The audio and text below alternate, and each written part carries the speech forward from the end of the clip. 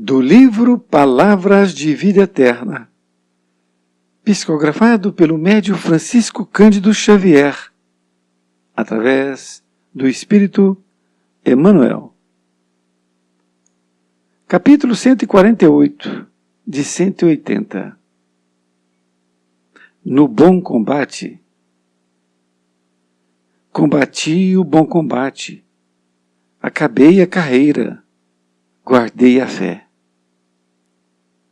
Paulo, 2 Timóteo, capítulo 4, versículo 7. Nas lides da evolução, há combate e bom combate. No combate, visamos aos inimigos externos.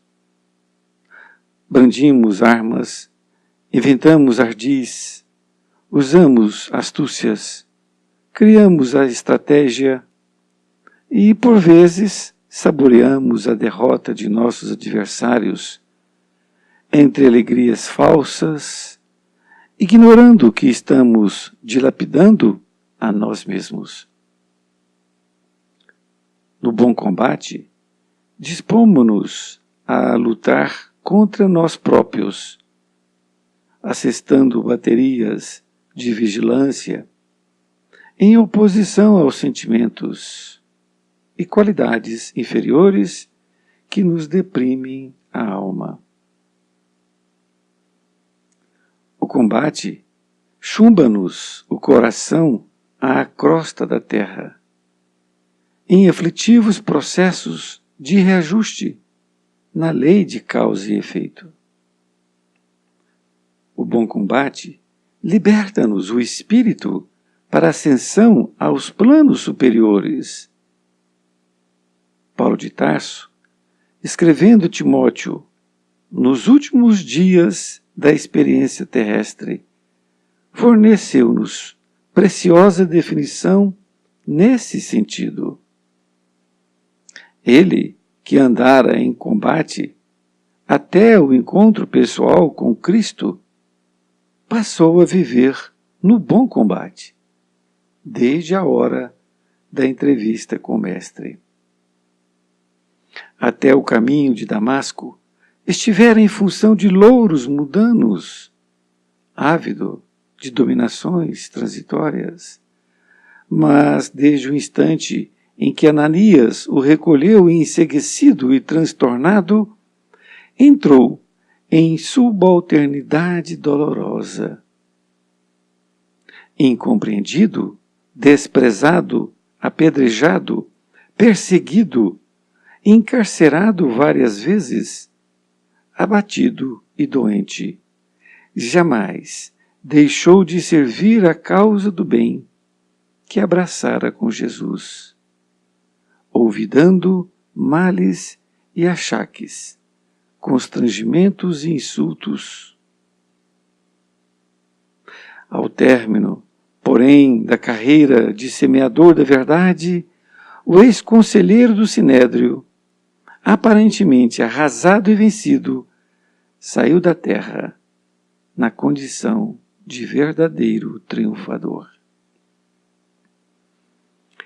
Querido amigo, querida amiga, aqui uma das lições de grande importância para que nós possamos avaliar nosso comportamento diante das pessoas, daquelas pessoas que nós temos algumas diferenças que muitas vezes não têm nem muito sentido. Então, quando diante dessas pessoas, o que devemos fazer? Aqui está a história de Paulo de Tarso. Ele que passou por isto. Aqui Emmanuel nos explica quando ele escreveu No Bom Combate. É o título que Emmanuel deu para a lição. Quando Paulo escreveu: combati o bom combate, acabei a carreira, guardei a fé. bem coloca, ele combateu o bom combate durante todo o final da sua trajetória encarnada e acabou a carreira, ou seja, ele chegou ao fim. Ele percebeu isto, que estava chegando ao seu fim, mas ele guardou a fé. Ele guardou a fé. Então Emmanuel nos explica mais detalhadamente o que ocorreu. E faz esse comparativo que foi mencionado. Emmanuel diz, nas lides da evolução, há combate e bom combate. Então tem duas formas de se fazer o combate. Ele diz, no combate, visamos aos inimigos externos. Olha, está muito claro. Então, quando você está querendo combater alguém, esse alguém está fora de você. São os inimigos, os desafetos. Quando se fala inimigo, muitas vezes a gente pensa que seria uma pessoa assim de extrema inimizade. Não, não é não. Todo aquele que a gente tem uma certa diferença é considerado um adversário, se não quiser dizer inimigo. Então, quando nós queremos combater, fazer um combate, são com pessoas externas a nós.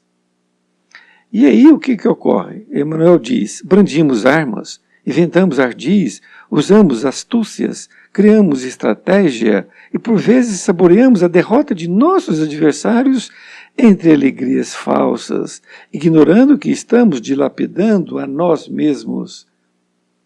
Aqui está a chave, porque quando nós lutamos contra uma criatura querendo o seu mal e ela cai,